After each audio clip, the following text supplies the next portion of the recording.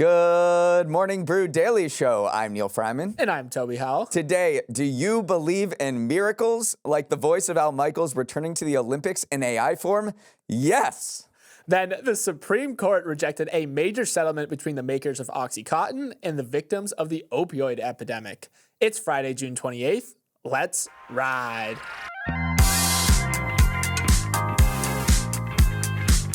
The presidential debate happened last night, and it left Republicans feeling way more upbeat than Democrats. President Biden tried to attack former President Trump on raising taxes for the wealthy, abortion, and his recent criminal conviction, telling him, "You have the morals of an alley cat." But that was overshadowed by Biden's subdued and meandering performance that elevated concerns he is too old to serve another term. Democrats in panic mode are already huddling up and considering ways to replace him on the ticket, according to reports, but he is unlikely to step aside. And then on the other podium, a more composed Trump repeated falsehoods and wild exaggerations and refused to commit to accepting the results of November's elections.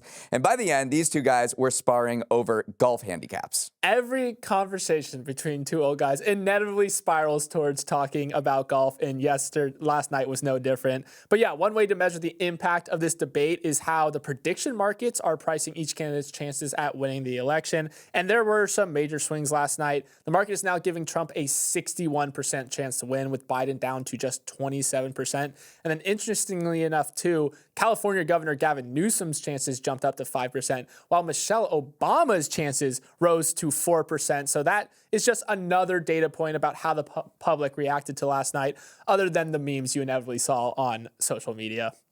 Now, a word from our sponsor, Yahoo Finance.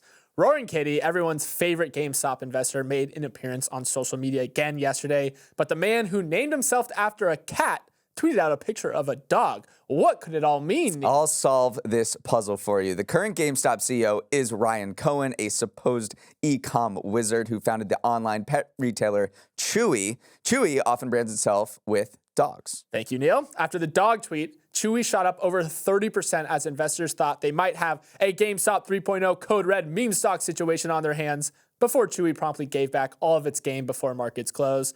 Roaring Kitty may have lost his touch. And you know how we know all of that happened yesterday? Because we are chronically online. Because we read Yahoo Finance. It's got the best news section in the game for staying up to date with breaking market news. Plus, it has a suite of tools and comprehensive market data so you can see how a stock is reacting in real time. If Roaring Kitty tweets again, you know where to go. Head to yahoofinance.com or download the mobile app to get it directly on your phone.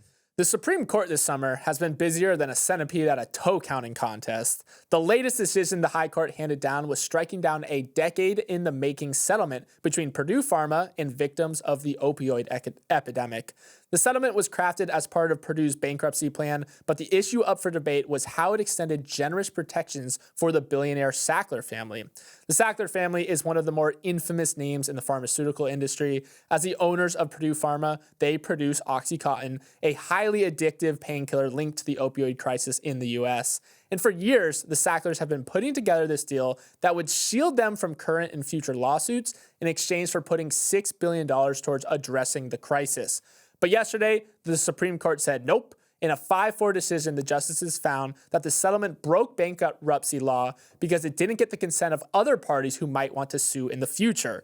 Neal, this plan was always a little unusual because of just how broad those protections were for the Sackler family. Now it looks like they're going to have to go back to the drawing board again. Yeah, it is known as the Sackler Shield, and it has just been shattered. But this was such a painful and agonizing decision for the claimants here, the victims of the opioid epidemic, because on one hand, you're getting $6 billion. That's a ton of money funneled back to you, back to states for drug prevention, and it could theoretically save lives. It's so much money, $6 billion. On the other hand, you're giving the supposed architects of the opioid epidemic immunity. They get to walk scot-free. So it's really this agonizing decision, but it did result in most of the claimants supporting the settlement. There were a few holdouts, and they rallied around with the Justice Department, who intervened in this bankruptcy case, and that led to the Supreme Court decision that struck down the ultimate settlement. You can see why this was such an agonizing decision for the court, because the thing that the majority eventually honed in on was the method that the Sacklers were using to kind of insulate them from all these lawsuits from opioid victims. They did not like that the Sackler family was using the bankruptcy system to shield themselves from litigation. The bankruptcy system is very complex, but Gorsuch said it rests on a simple bargain that bankruptcy court allows the victims to release itself from its financial obligations as long as they put all their assets up onto the table. And they felt like in this settlement, the Sacklers weren't doing that, and they were using it, kind of twisting the purpose of bankruptcy in order to protect their own selves and assets. And the Sacklers are not the first party to use this provision, which is called a non-consensual third-party release. It has been used in the past to resolve mass litigation related to asbestos lawsuits. The Boy Scouts of America used it, USA Gymnastics, Catholic Diocese. So this has been a tried and true practice to resolve mass litigation, and what the Supreme Court ruled is now sort of questioning that into doubt for corporations going forward, using bankruptcy court to shield themselves from lawsuits in the future. Right. It definitely leaves both the Sackler family in limbo now because they have to go back to the drawing board, as I said, and come up with a new settlement. And then you're right. It does. What does it mean for these other claims involving mass injury, like the cases that you mentioned? Made in China, shipped directly to your door for next to nothing. That's the business model perfected by e-commerce upstarts like Temu and Shein, and now the industry leader wants in. Amazon is planning to launch an online storefront that's essentially a clone of Temu and Shein. Cheap fashion wear, household goods, and other products sent directly from warehouses in China to customers, bypassing warehouses in the United States. According to news reports, it unveiled the plan at an invite-only meeting with Chinese merchants on Wednesday, but did not announce it publicly.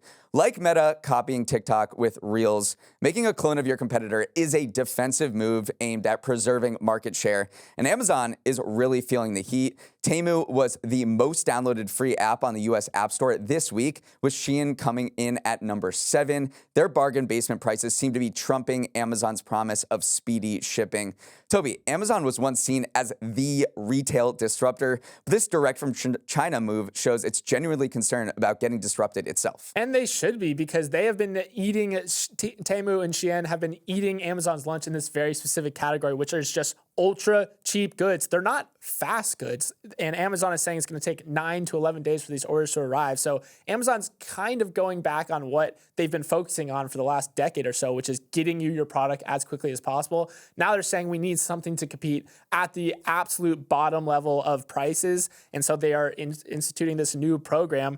On the terms of the seller side, they are copying Shein in the sense that they're allowing sellers to produce these very small batches of goods, put them out to the market, see how the market reacts, and then scale up from there. That is something that Shein has become very good on, especially in the fast fashion industry where trends move at the speed of social media. So Shein usually makes just a few amount of goods. If it does well, then they scale up. Amazon is setting up a similar program for its sellers. Right, they're probably making crew socks right now, and then eventually it'll go back to ankle socks, and luckily they'll only have made small batches. But there is a very interesting loophole here in the U.S. tax code, which is how Shein and Temu have been able to grow. It's just, you're thinking, oh, I'm buying stuff from China. There's a ton of tariffs on that. I'm going to pay more. How are these things so cheap? But there is a loophole, a rule here that if you ship a parcel that's under $800, you don't have to pay tariffs at all, and they have absolutely hammered this loophole, and Amazon is going to take advantage of it as well. It's spurred calls from Congress to sort of eliminate this. And then Amazon is getting it from another angle too, including TikTok, because Amazon announced that their Prime Day would be July 16th and then 17th, and then ByteDance announced that they're going to run this sale beginning on July 9th in their TikTok shop. So here you have TikTok going toe-to-toe with Amazon as well with their shop. So it's getting it from all angles right now, and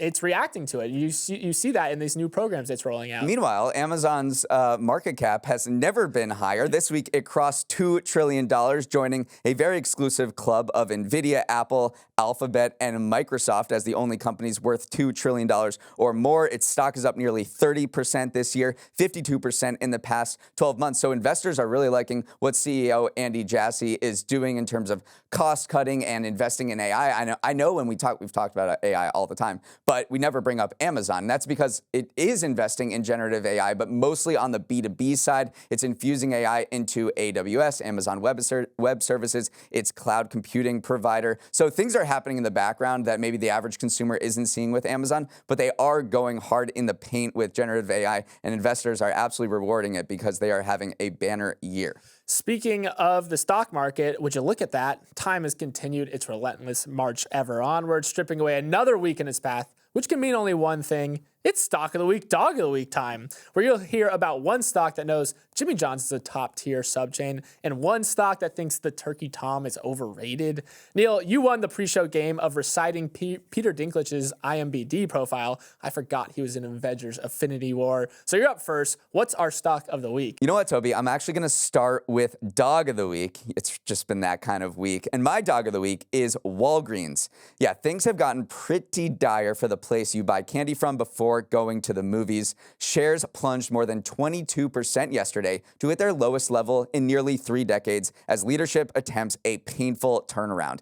And by painful, I mean that Walgreens is going to close a substantial number of stores that aren't pulling their weight and pull back from a primary care business that's been a total flop.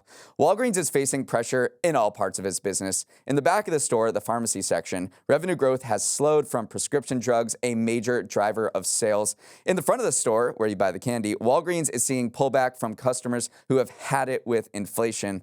So what's the turnaround plan? It involves closing underperforming stores, focusing more on its core retail pharmacy business, and getting out of the healthcare side projects, and, like many other retailers, offering discounts on staples to get people back in the door.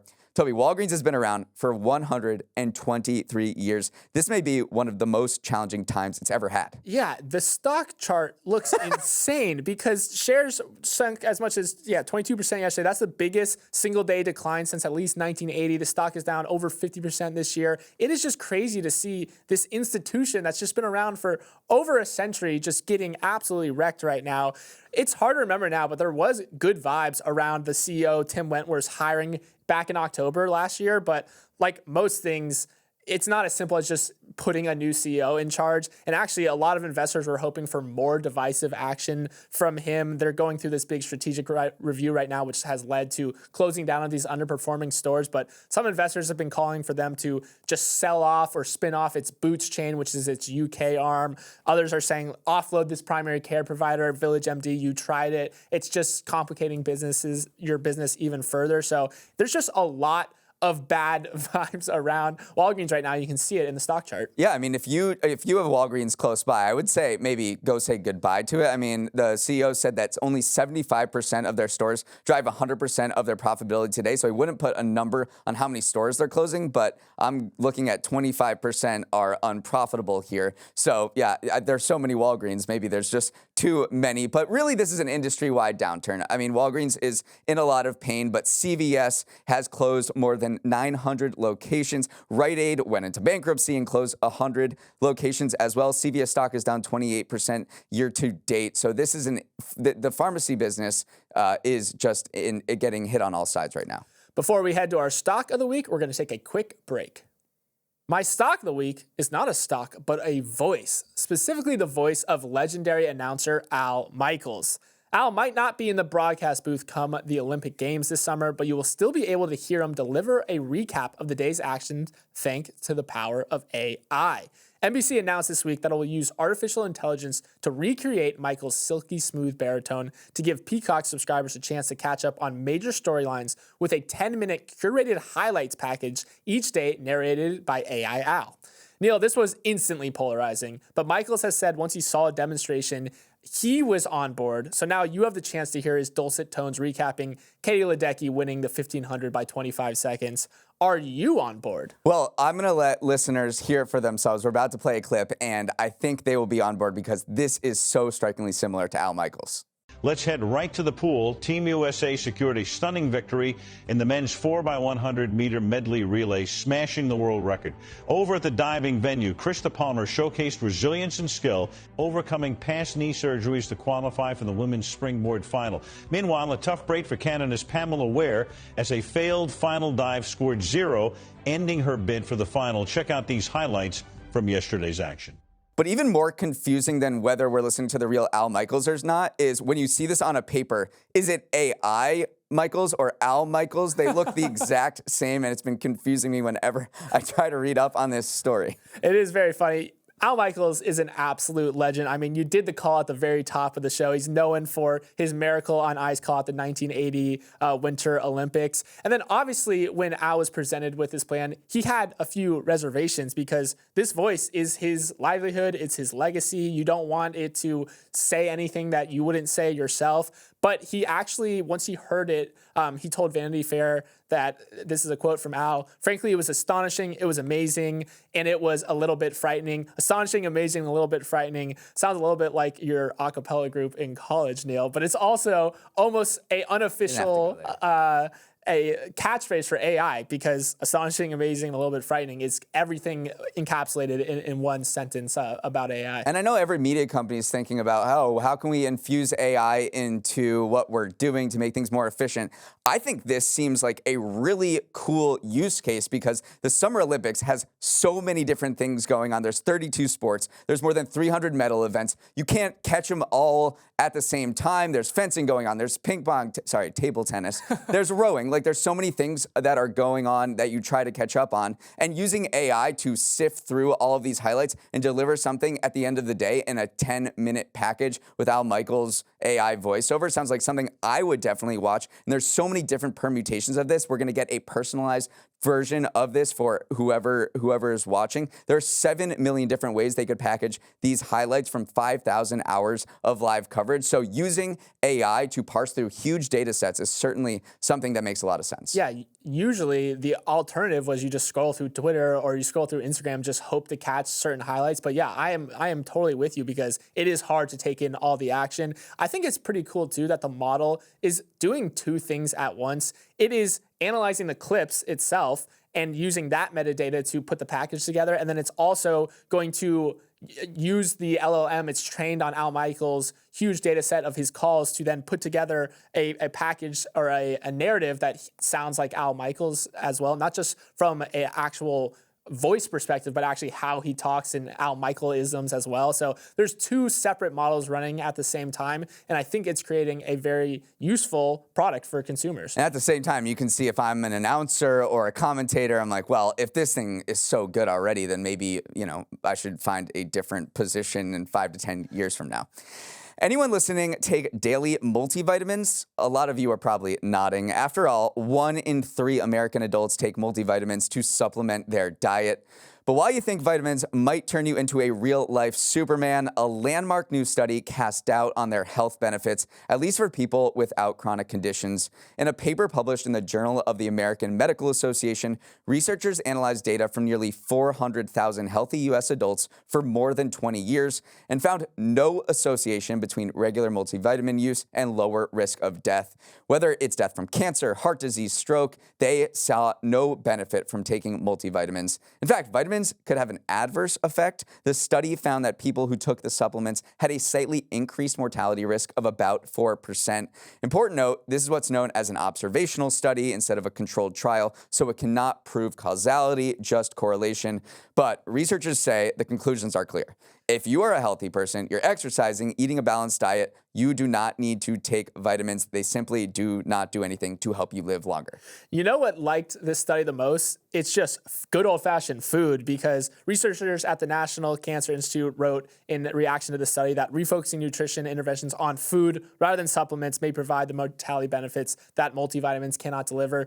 You just need real food. There's nothing that a single pill or single supplement can replace when it comes to just getting the nutrients your body needs. It is interesting too, because this study looks specifically at mortality risk. There are other things and other studies out there that show that multivitamins can improve memory in older adults. They might also offer benefits for mood disorders. So there are other studies that look at more specific factors about living a healthy life other than just your mortality to say that multivitamins do something. So it's not as you mentioned, there are qualifications. There are qualifications. And there are certain populations for whom multivitamins do help.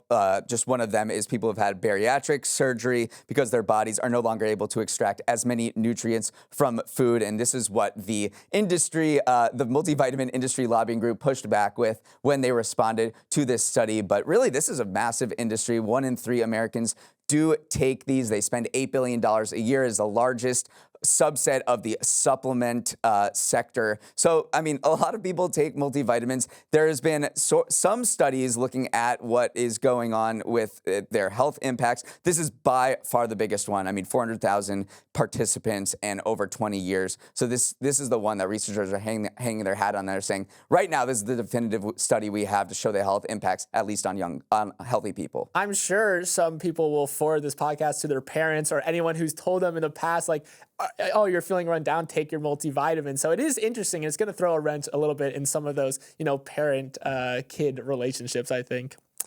In a headline that feels like it was written by The Onion, Elon Musk's SpaceX has been selected by NASA to bring down the International Space Station. The old ISS has been circling the Earth every 90 minutes since the first elements were launched back in 1998. But at last, the home to thousands of scientific discoveries and the setting for at least one Sandra Bullock-led Hollywood drama is reaching the end of its life. Scientists insist that the station is still structurally sound, but it's putting plans in place now for its eventual disposal early next decade. If we just left it as is, its orbit would eventually decay over time and would make an uncontrolled and potentially dangerous re-entry into Earth, which is where SpaceX comes in. It will build a ship capable of nudging the 430-ton station along so it crashes harmlessly into the Pacific Ocean, successfully, quote, deorbiting it. In other words, Elon Musk has been hired to crash the space station. It's a retirement party for the ages for the International Space Station. Really, this has been one of the most successful scientific endeavors that humankind has ever done. It has been a partnership between countries, it's not just the United States, it's Russia, Canada, Europe, Japan, all working together to learn more about our universe. Over 3,000 experiments conducted on this thing. It's been in there for decades. It's massive. It's the size of a football field. So I'm just getting nostalgic thinking about the ending of the space station. This does sound like a very high-risk endeavor that is about to happen with SpaceX sending essentially a tugboat/destroyer to guide it out of orbit. And this thing is so big that it's not going to burn up in the atmosphere. I mean, we already saw that a battery pack landed on a house in Florida, so they better get this thing in the middle of the Pacific Ocean or it will kill people. And that's really the entire point of this, is to do it in a more controlled manner than the other one. It's interesting, too, because the so-called redundant spacecraft in space talks are aimed at a specific point in the Pacific Ocean, and that's known as Point Nemo, which many people might have heard of. It comes from the piece of ocean that is furthest away from any other piece of land. It's known as the most remote place on Earth, so they're hoping to hit that point, so just to take away any risk of the space station hitting anybody. But it is very interesting, too, because NASA did study a lot of options for end-of-life disposal. One of them was disassembling the station. One of them was keeping some of the younger elements up there and just building a next generation station there. But then another idea was to hand it off to a private company to say, you take over, use it for whatever you want to use it, turn it into a space hotel, turn it into a research laboratory. But all those ended up just being too costly, very hard to pull off. So now they are instead handed out this $843 million contract to SpaceX to say, you guys nudge it down, let's crash it in Point Nemo, and let's say goodbye. This won't be the end of space stations in general, though, because there are private companies that are starting to build space stations that will send up to replace what's going on at the International Space Station. One of them is Jeff Bezos's Blue Origin. There is a space station they're building called Orbital Reef, which is expected to go up, and a bunch of other private companies are also sending space stations up. So this is part of the broader privatization of space, and NASA's leaning on private companies to kind of do everything. I just hope the ISS is an organ donor. I'm sad. You said you're nostalgic, but I'm getting a little sad as well. You served us well, ISS. Thanks for your service. Let's wrap it up there. Friday. You made it. Thanks so much for listening, and have a wonderful weekend. For any comments, questions, love notes for Toby, send an email to morningbrewdaily@morningbrew.com. Let's roll the credits. Emily Milliron is our executive producer. Raymond Liu is our producer. Olivia Graham is our associate producer. Uchenna Ogu is our technical director. Billy Menino is on audio. Hair and makeup, can't believe it's almost July. Devin Emery is our chief content officer, and our show is a production of Morning Brew. Great show today, Neal. I wish you all well.